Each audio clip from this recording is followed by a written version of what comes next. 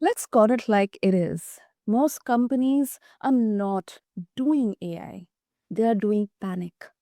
One urgent pilot, one random tool, one executive watching a competitor and spiraling. That's reactive leadership.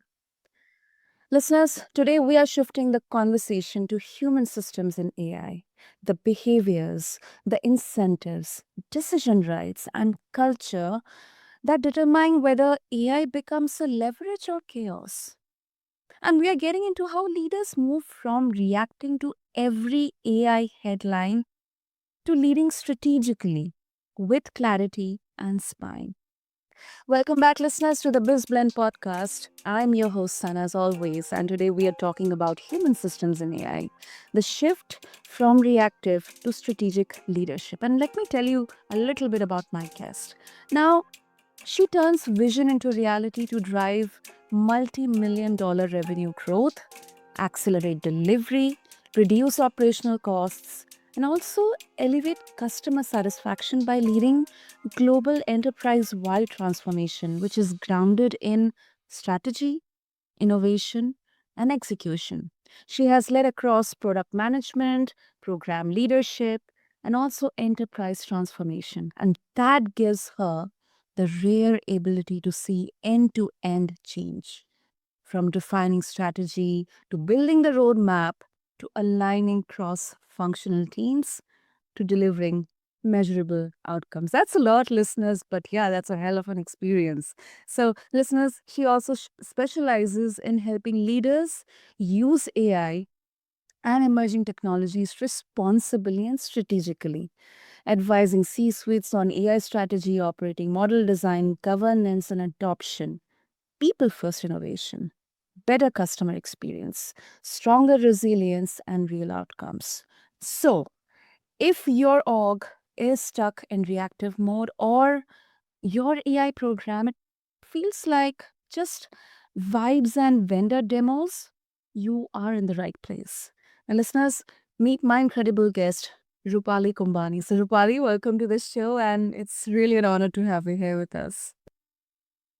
Thank you, Sana, for such a kind introduction. It's super exciting, and I'm passionate about this conversation. So let's dig into it. Absolutely. And yeah, I mean, that's really, such a vast and very rich experience, Rupal, in there. So let's first try to understand. Um, this is a very interesting part of leadership. Like, what does reactive leadership look like in AI today for you? I've been working with a lot of C-suite leadership on how to adopt AI. This year has been a launch.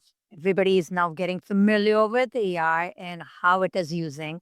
Most of the people where I'm talking about are using generative AI than less of a machine learning. They're not building LLMs inside. They are leveraging some tools from outside, but they have to go through this learning process. And what I've been seeing among the leader is fear and reactive leadership. The fear of being behind the trend, fear of not convincing their stakeholders that they are using AI. So they are just reacting to every new trend coming out of it. Every problem, they believe it could be solved by AI. So it becomes like innovation is the culture, but the human systems, which is you have mentioned, is the decision making, the strategy, the how this action builds this innovative culture is becoming more reactive. And that's creating a problem. In nutshell, what happens is, and then the people, the employees, the members they are working with feels AI is the problem. Actually, is not an issue, is that reactive leadership is. That absolutely makes sense. And I'm actually seeing, examples out there. And I think something that is very important to add on to here is certain companies, where even the customers, they wouldn't welcome introducing AI into it. I mean, yeah, internally, in the processes and systems, you may use AI, LLM, or any, flashy AI tools out there.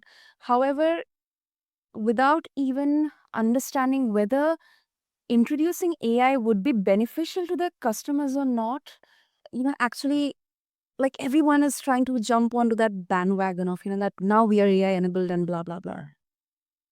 Exactly. So I wanted to make sure to the listener and everybody who is in this journey, AI is really here to help us out. So I'm not saying the use of AI is a problematic. I'm not saying one should not be using this or leaders should not think in that direction, but that direction should be based on strategic leadership. So you talked about the example. I was talking with a financial leader who was introducing a new product in a market, and I was advising him how to do the launch of this product. His first question was, which AI tools should I use? His mindset was that the AI is the magic will give him all the customers, which he's not able to get it in a pack. And my role was to shift that mindset from AI being the strategy to AI being the part of the strategy. Your strategy should be made on the data. You need to look into your customer databases. You have to see that what failed in the past product launch. So my advice is moving his team to look into the data particular to the previous launches, creating user profile, creating habits which is attracting those users. And are they continue to target that audience or their audience has been shifted? Once that information is there, you they figured it out that there was a problem in a user cases on a user profile rather than on any other things. And you knowing, having that knowledge about it, what you can shift is from AI being the solution. Now you have a data which gives you information about exact problem. And then we can leverage is tools and technology right here. So what chasing a tools before defining problems is a societal. What will happen is if you put AI in your broken processes, in your broken technology, it will enhances those broken processes. And rather than giving you that return on investment, it will amplify your problem more, and that will not be going in favor of any of the leadership direction. Yeah, yeah, yeah, I agree. I agree. I mean, people would stop trusting priorities. They'll, burning teams, burning cycles, and then the org quietly learning that okay, let's wait it out. It will definitely change again next quarter. Yeah, that's exactly. So we talked about the C-suite leadership, but I also talked with the mid-level leadership, and that fear is growing up. They are working in a very limited resources. So with the mindset when C-suite leaders are getting involved with AI and putting AI tools, that expectation is they would have more productivity with the less humans.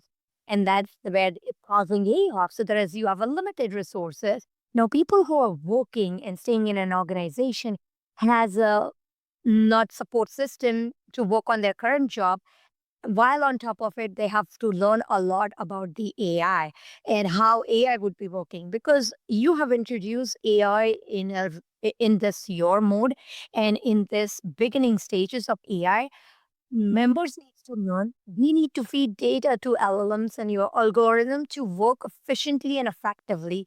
That takes a lot of time and effort from people to learn how to give a right prompt, to make sure that decision has been made correctly, that the data, the output you're receiving out of the AI is correct or not. It's all taking a lot of time from that mid-level leadership, and they are burning out so quickly. The teams are feeling unsafe.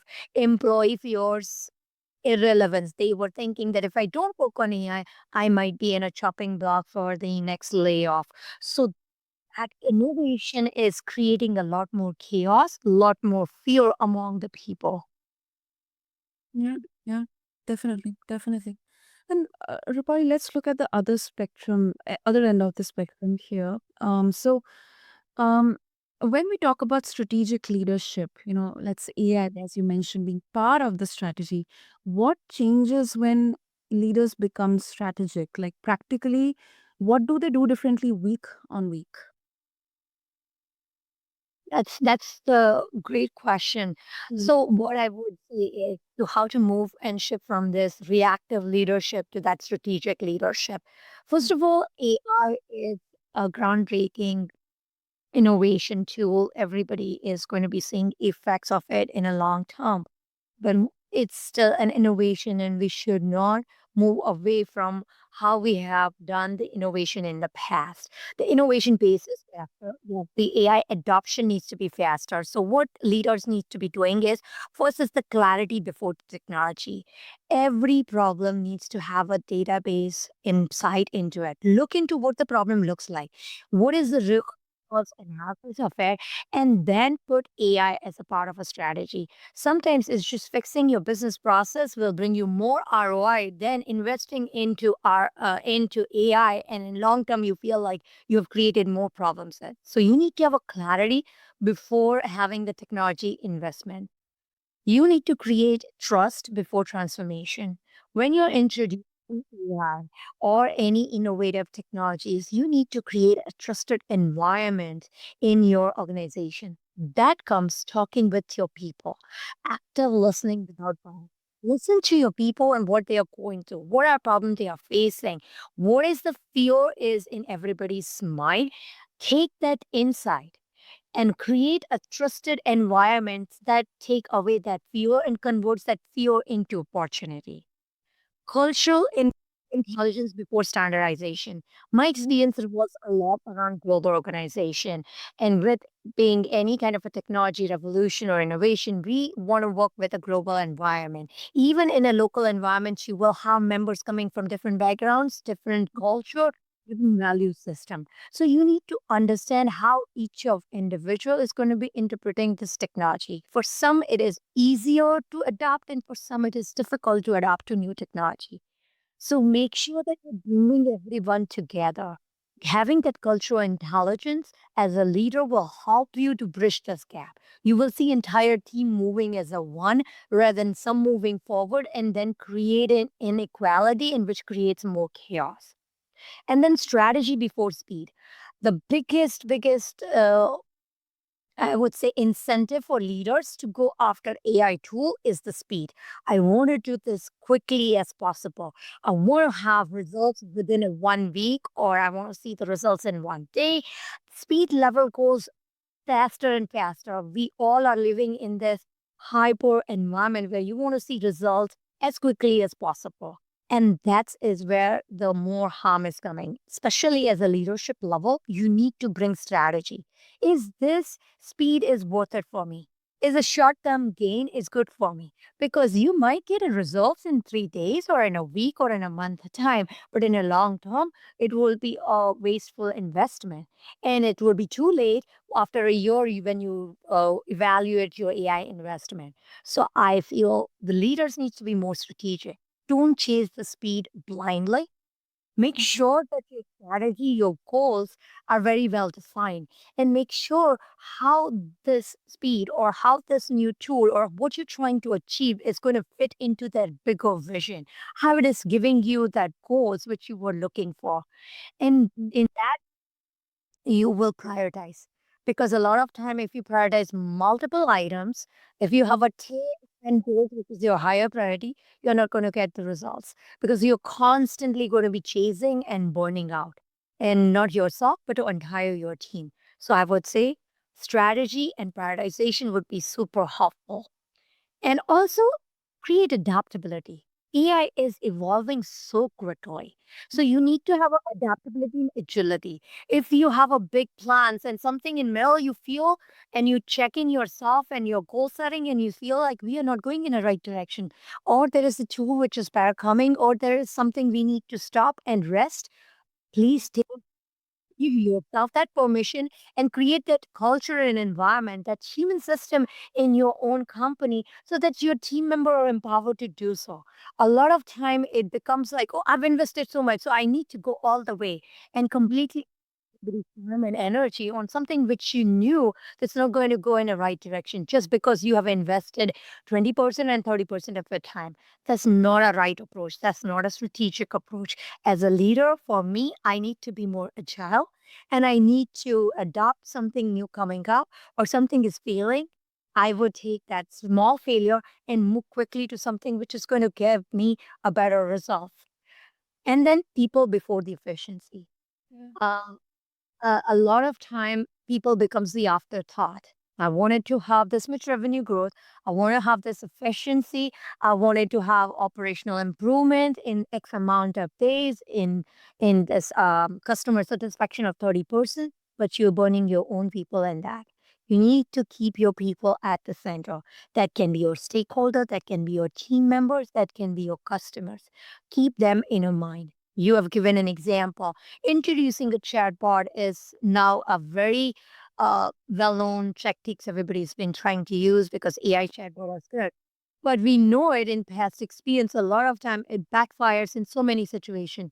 We always wanted to talk real human. When you are in trouble and you want some answer, an AI or an operating system is not super helpful. Still, a human connection is needed. AI or any innovation techniques are not that involved or evolve to that level that can replace the human connection. And it depends. If you are in a store where you are selling certain products, which is cookie cutters, if you are selling products on electric supplies or into some of the manufacturing unit, it might work. But if you are implementing an AI chatbot in a healthcare hospital setting, that would not work because here the stakes are high. Human connection is different. So put that people before efficiency. Putting AI just for an efficiency and burning your own people would not help you to grow in a right direction.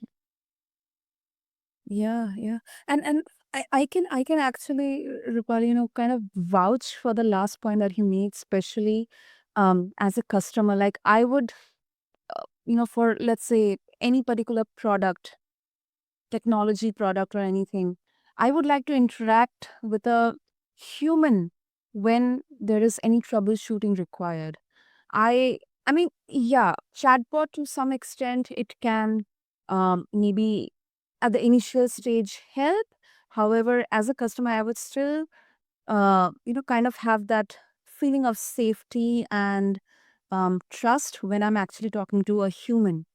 Because I know for the fact that there is definitely like a 50-50 or 60-40 chance that that particular human agent would understand what exactly is my problem and then help me either get the solution instantly or maybe at least kind of raise a ticket or help me kind of get the problem solved within a particular deadline or that.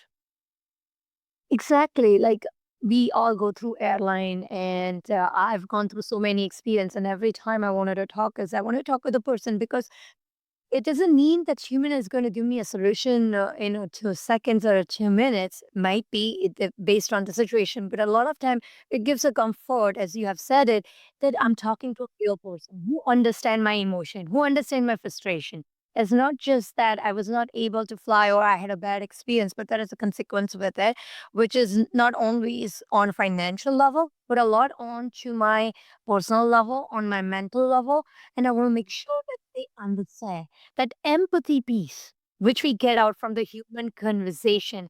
Right now, I could have done this with an AI, but talking with you makes that validation quicker and that makes that validation real because I'm talking to a real human who can connect with my emotion and says, yes, Rupali, I agree with you that if I go through chatbot, this is my experience. So that's that human empathy, that human connection gives you that validation which a machine does not able to give it to you.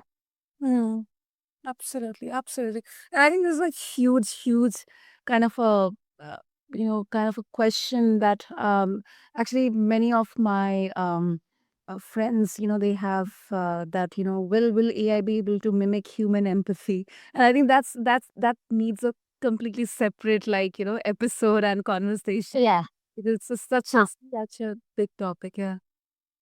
it is. And that's also creating fear among people that AI is going to take my job. That narration is coming more and more people are using AI.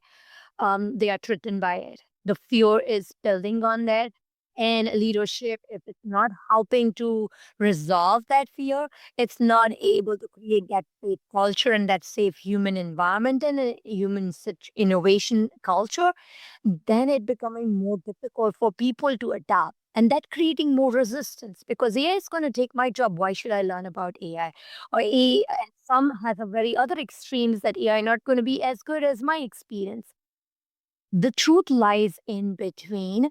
I believe that AI is that companion who can support you, but still it's very early stage that it replaces human completely. Need human intuition because there are conditions and terms applies.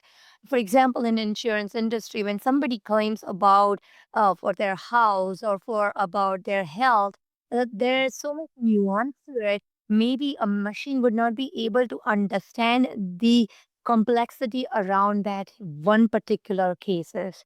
Some cases, yes, it's able to solve very quickly if it is a simple solution. But when there is a lot of factors involved, you might not get the same insurance benefit as a human person would have involved into that process and understand what needs to be done.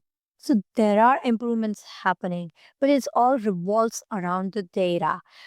Everybody wants to use AI, but forgets AI is not that magical truth written by someone.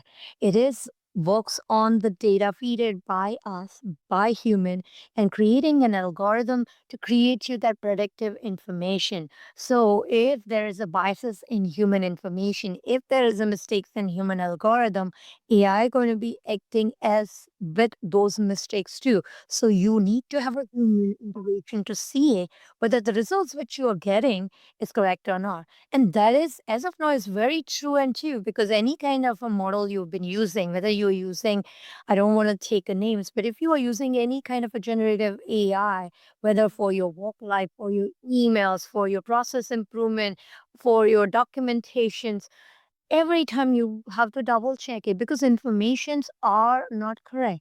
A lot of time there is a term of hallucination of AI has been used. AI gives you information which is not correct. So knowing having your expertise helps you to make that correct decision whether this is right or wrong, whether this is my language or is it borrowed it from Sana and trying to mimic my language. So you will come to know there are copyright issues and how the innovation and creativity would look like in the world of AI will be very different. So there is a lot of ethicality needs to be involved. There has to be a lot of trust needs to be involved. A data security is so important. So these whole combination will make that AI world. So I don't feel it's going to be replacing human, but yes, it's going to be replacing activities, which is more administrative and giving back us that additional time. Now it's us on human, how we're going to be spending. Because that's another challenge leaders need to think about that you want extra productivity, you have use efficiency, you have taken administrative time away from your humans. Now, how to utilize that time? Do we work on something more research oriented? Do we spend that time on team building, knowing each other, understanding how you using that time efficiently will add to that culture, will add to the revenue which the companies are looking into. That's pretty well put, Rafai. I mean, yeah, pretty well put. And before we wrap up, as we're also talking about the human systems here, like org structure or decision rights. You mentioned about the cultural intelligence. I really loved that phrase. Now, can you give like maybe a case study or an example? Where actually the leadership kind of is in process of moving from reactive to a strategic leadership, to especially towards AI implementation, or understanding the human systems in there. Yeah, so I was advising this organization who was working into adoption of AI, and what I did it was to look into it and what its current situation is. And my analysis was they were again working on fear leadership.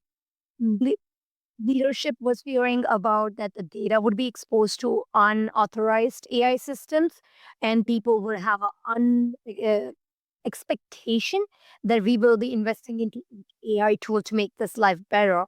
Well, were fearing that if I don't work on AI, then I would be in a chopping block. This AI is going to be taking my job away in either cases. So both sides were working on the that fear mode, and that's the reason leadership was more reactive.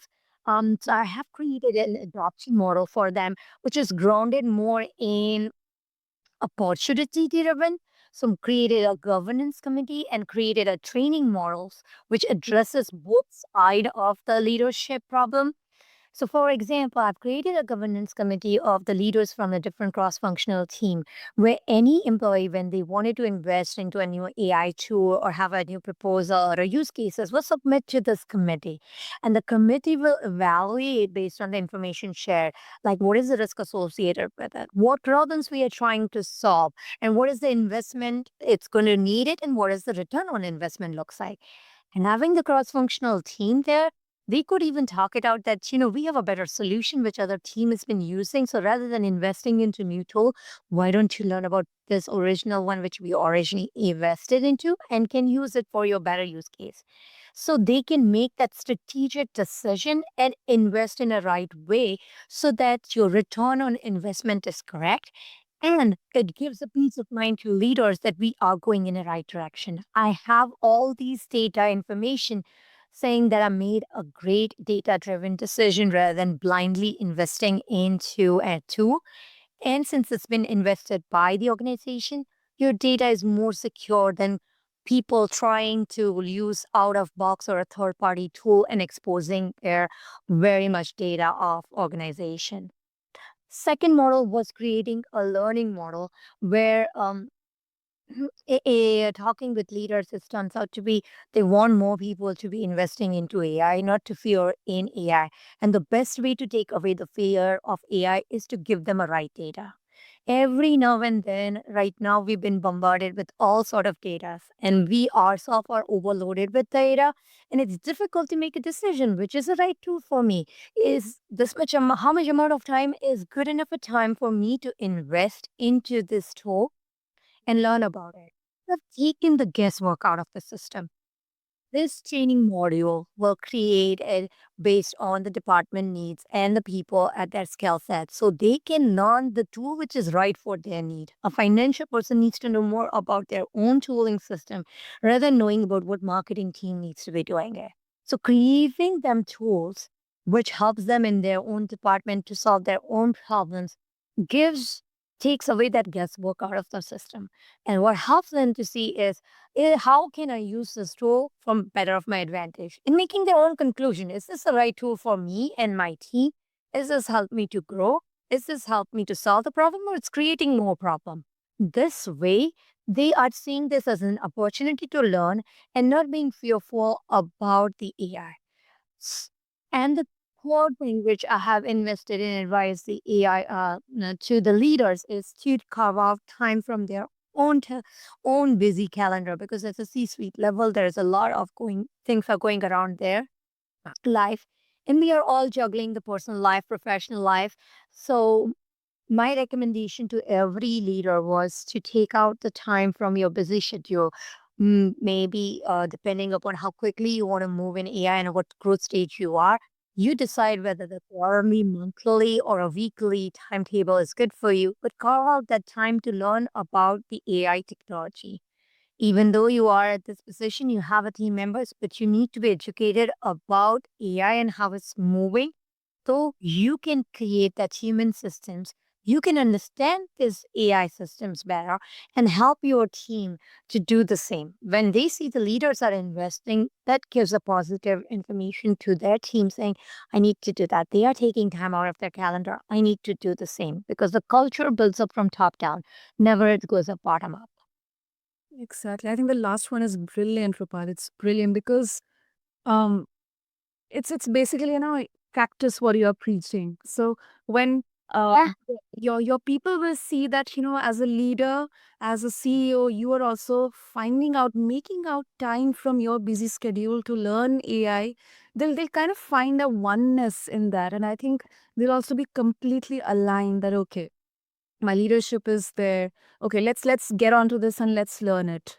So that's a brilliant. I really loved, especially the third, uh, you know, uh, third point that you mentioned, and um, uh, absolutely. I mean, very rich conversation here, very rich insights, Rupali. So, if our listeners, if they would like to connect with you to explore further, maybe they would have their own thoughts from this conversation, how they can reach out to you.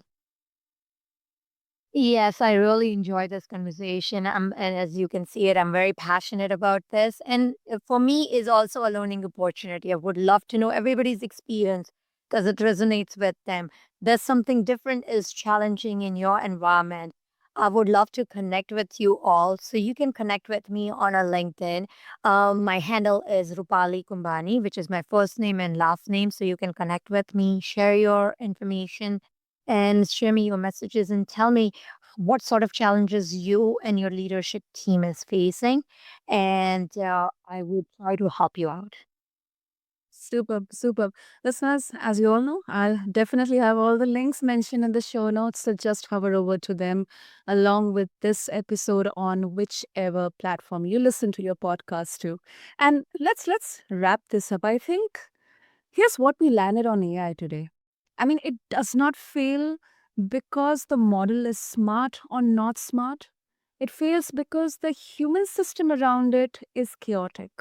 Incentives misaligned, decision rights unclear, leaders reactive, teams confused, governance too heavy or probably non existent. So, the shift from reactive to strategic leadership is really a shift from chaos to clarity, as beautifully explained by Rupali, listeners. From let's chase tools to let's redesign how we decide, work, and learn. So thank you so much, Rupai, once again. I mean, this is rare, but this is so necessary. Thank you so much. Thank you.